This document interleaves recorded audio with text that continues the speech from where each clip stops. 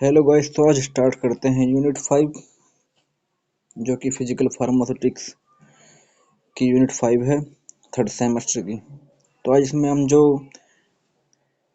Discuss करेंगे वो pH definition pH होगी, सोरेनसन पीएच स्केल होगा और पीएच डिटर्मिनेशन के मेथड जो कि इलेक्ट्रोमेट्रिक मेथड और कलरीमेट्रिक मेथड है, उसके एडवांटेज डिसएडवांटेज प्रोसीजर बाकी सब पढ़ेंगे और एप्लीकेशन पढ़ेंगे पीएच की।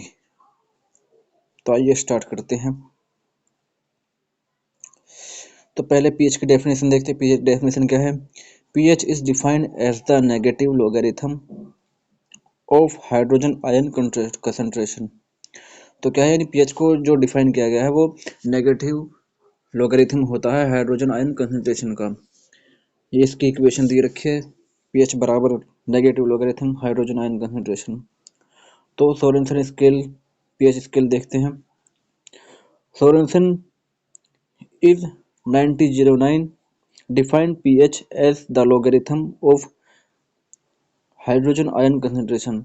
यानी जो सोरेनसन था, साइंटिस्ट थे, उन्होंने 1919 में डिफाइन किया, पीएच को डिफाइन किया और बताया कि पीएच जो होती है वो नेगेटिव लोगारिथम होती है हाइड्रोजन आयन कंसंट्रेशन की।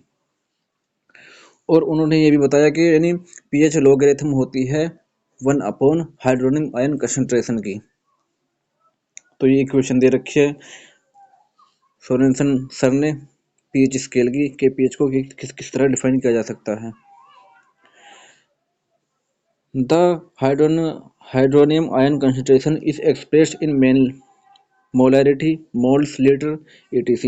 यानी जो हाइड्रोनियम आयन कंसंट्रेशन थी वो हम उसको एक्सप्रेस कर सकते हैं मोलैरिटी में, मोल्स पर लीटर में इत्यादि में। तो p O H equal to negative logarithm O H negative. तो अगर हम ओ एच को के डब्ल्यू माने तो पी के डब्ल्यू होगा और नेगेटिव लोगरिथम ओ एच यहाँ के डब्ल्यू होगा तो को डब्ल्यू होगा। तो सोरेनसन सर ने जो pH scale range from 0 to 14, the scale start with 0 pH and and with pH 14।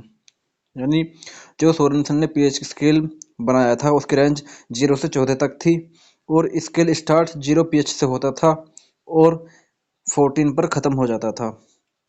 A scale for pH value and different concentration of hydronium ion was developed by Sorensen and named Sorensen pH scale। Different concentration of hydronium ion और pH value के according Sorensen sir ने एक pH scale develop किया जिसका नाम Sorensen pH scale रखा गया। तो यहाँ जो ये है कि अगर पीएच वैल्यू 7 तो एसिडिक होगा, पीएच अबव 7 तो बेसिक होगा, अगर पीएच एट एनी 7 पर रहेगा तो न्यूट्रल होगा। ये सोरेनसन पीएच स्केल बनाया था इन्होंने। देखो यहाँ 0 से 6 तक तो है एसिडिक, 7 पर न्यूट्रल हो जाएगा और 8 से 14 तक है बेसिक। तो आइए स्टार्ट करते हैं pH determination. An electrode whose potential is based on the hydrogen ion activity is useful for determining the pH। एक इलेक्ट्रोड जिसका पोटेंशियल हाइड्रोजन आयन कंसंट्रेशन की बेस पर है वो यूजफुल है डिटरमाइन यानी पीएच को डिटरमाइन करने के लिए। The following two method are useful in determining the solution pH.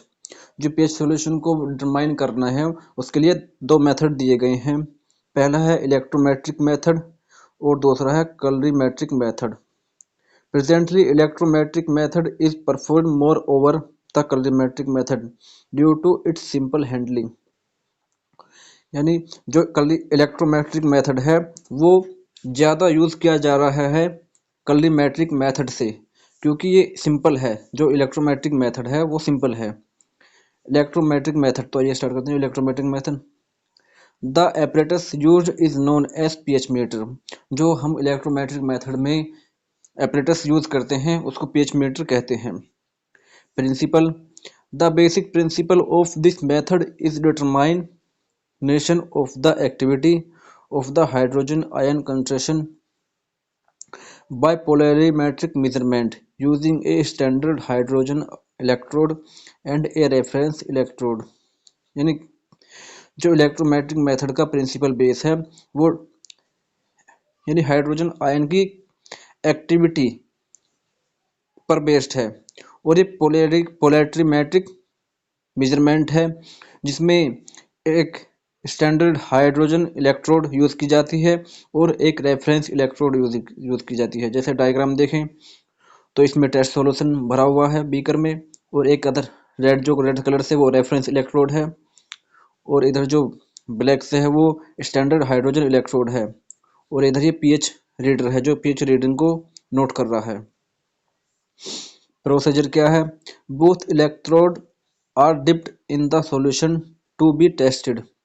यानी जो दोनों इलेक्ट्रोड हैं, हाइड्रोजन इलेक्ट्रोड और रेफरेंस इलेक्ट्रोड, डिप की जाती हैं सॉल्यूशन में जो कि जिसका हम टेस्ट कर रहे हैं। If the solution pH differs from reference solution pH, the reference electrode passes electric signal to a meter that display the reading in pH unit। अब देखो जो यानी रेफरेंस इलेक्ट्रोड के अंदर एक रेफरेंस सॉल्यूशन है, अगर ये इसमें चेंजिंग होती है तो रेफरेंस इलेक्ट्रोड एक सिग्नल भेजेगी पीएच रीडर को जो कि पीएच रीडिंग यूनिट दिखाएगा और अपने पीएच रीडर पर शो करेगा।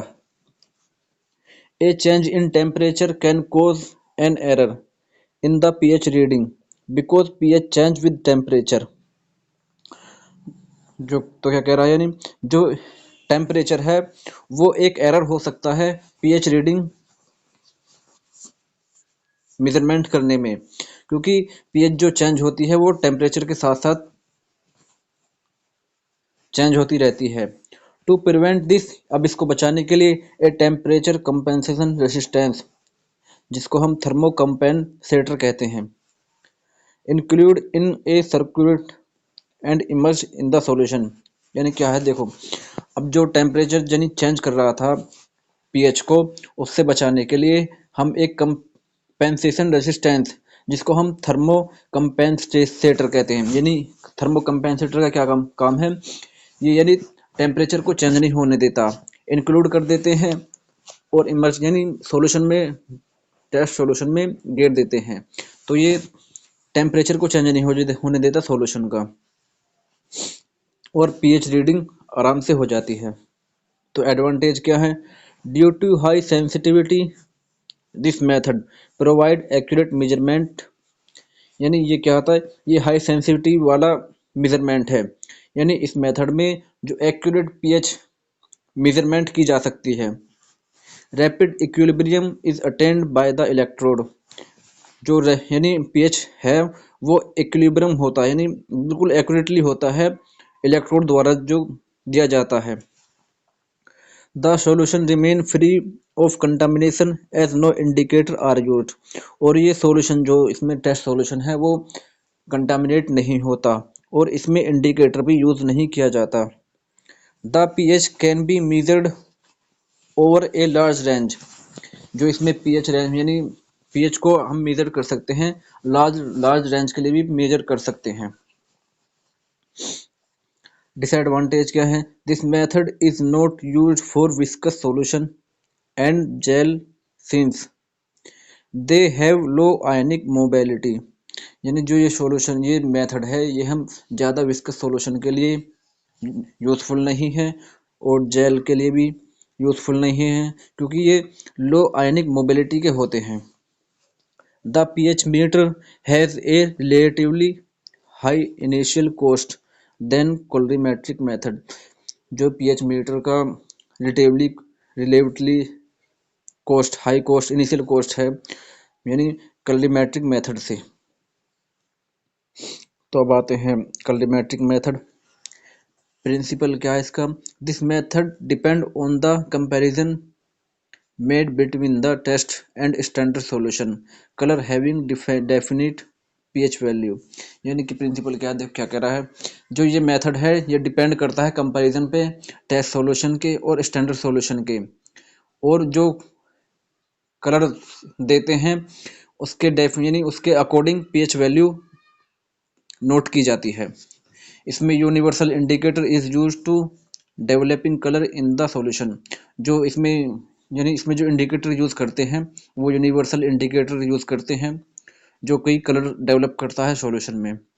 The two available standard solution are, यानी हम जो स्टैंडर्ड सॉल्यूशन लेंगे वो कैपिलेटर भी ले सकते हैं और कंपैरेटर भी ले सकते हैं स्टैंडर्ड सॉल्यूशन। तो अब इनमें क्या क्या डिफरेंस है ये जान लेते हैं। Comparator, capillator, the comprise of a mixture of buffer solution and universal indicator place in capillary. देखो क्या है कि यानी इसमें एक मिक्सचर बफर सॉल्यूशन का होता है और यूनिवर्सल इंडिकेटर जो होता है वो कैपिलरी ट्यूब में रख देते हैं। Capillator are a set of these standard solution and are suitable for small volume. जो कैपिलेटर हैं, यानी कैपिलेटर को देखो कैसे बनाया जाता है, एक कैपिलरी ली, उसके अंदर बफर सॉल्यूशन रखा और यूनिवर्सल इंडिकेटर ऐड कर दिया तो कैपिलेटर बन जाता है। और जो कैपिलेटर है नहीं, ये set this solution standard solution और ये सुटेबल है स्मॉल अमाउंट के लिए। यानी कोई अगर हम स्मॉल अमाउंट को मेजरमेंट करना है, किसी की पीएच मालूम करनी है तो कैपिलेटर यूज किए जाते हैं एज ए स्टैंडर्ड। यानी स्टैंडर्ड जो सॉल्यूशन है वो कैपिलेटर यूज किए जाते हैं।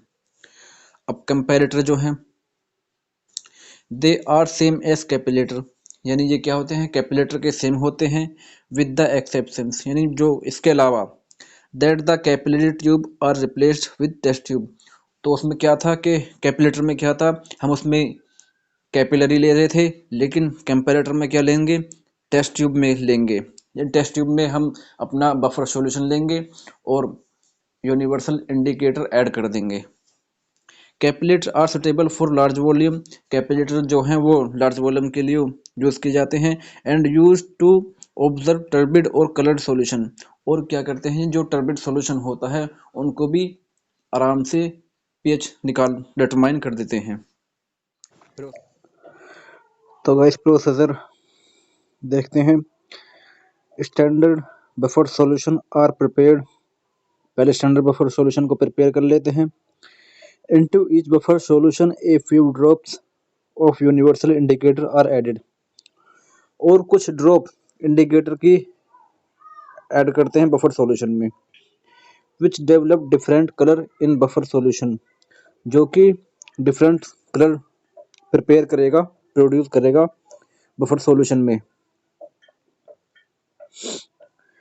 Similarly a few drop of universal indicator are added in test solution, और सिमिलरली जैसे बफर सॉल्यूशन में कुछ ड्रॉप गिरी थी यूनिवर्सल इंडिकेटर की, ऐसे ही टेस्ट सॉल्यूशन में ऐड करनी है यूनिवर्सल इंडिकेटर की। The test solution show colour as per pH, और टेस्ट कलर शो करेगा जैसी उसकी पीएच होगी। The colour produce in test solution compare to the colour of standard buffer solution, और जो टेस्ट सॉल्यूशन में कलर प्रोड्यूस हुआ है उसको कंपेयर करेंगे जो कलर स्टैंडर्ड कलर में प्रोड्यूस हुआ था।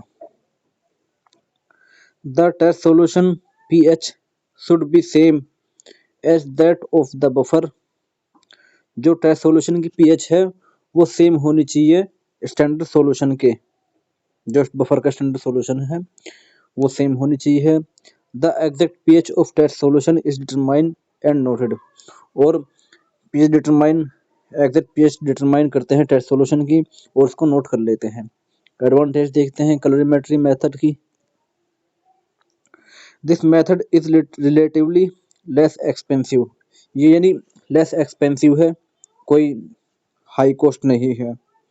When drug imposes no buffer action, pH can be determined with precision, यानी ड्रग का इम्पेस नहीं होता, बफर एक्शन के साथ कोई वो नहीं होता, और पीएच डिटरमाइन कर सकते हैं प्रिसीजन। प्रिसीजन के उसमें क्या हो रहा था, इलेक्ट्रोमेट्रिक मेथड में बिल्कुल एक्यूरेटली पीएच डिटरमाइन हो रही थी, और इसमें क्या होता कलरीमेट्रिक मेथड में कि यानी प्रिसीजन के, यानी अकॉर्डिंग टू कलर के बेस पर पीएच चेक की जाती है।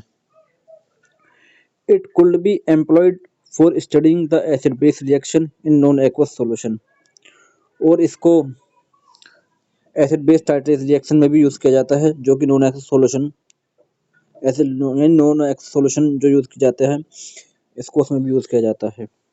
डिसएडवांटेज क्या है? This method is less convenient and accurate.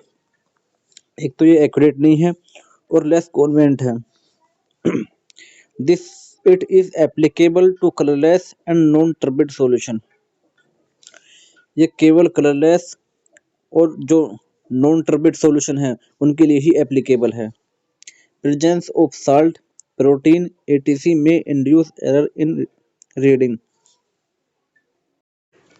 जो इसमें साल्ट और प्रोटीन एटीसी जो भी अदर प्रोडक्ट हैं उनकी प्रेजेंस की वजह से इनमें एरर इंड्यूस हो सकती है और रीडिंग में भी एरर आ सकती है। एप्लीकेशन ऑफ पीएच, तो पीएच जो है वेरियस जगहों पर एप्लीकेबल होती है, जैसे ionisation. The ionisation of side chain is influencing by pH which also affect the free alpha amino and carboxylic group in amino acid। जो पीएच की साइड चेन है, जो आयोनाइजेशन की साइड चेन है, वो एक इन्फ्लुएंस यानी डिपेंड करती है पीएच पर, विच ऑल्सो यानी जो कि अगर अफेक्ट हो जा कर सकती है फ्री अमीनो ग्रुप और कार्बोक्सिलिक ग्रुप जो अमीनो एसिड में प्रेजेंट होते हैं।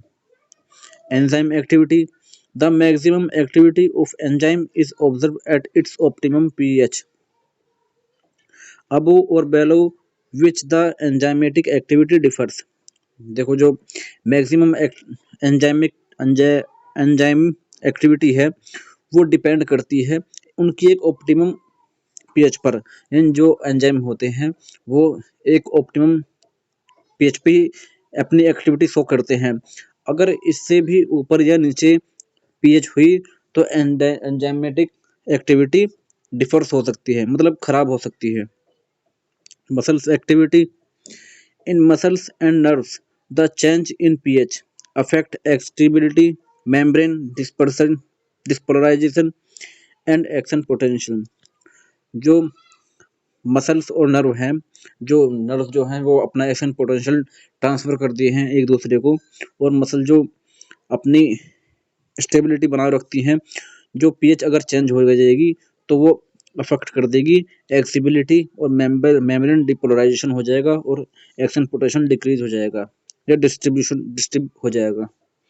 तो ये थी एप्लीकेशन पीएच की, डेफिनेशन भी होगी और उसके जो मेथड 2 मेथड थे वो भी हो चुके हैं।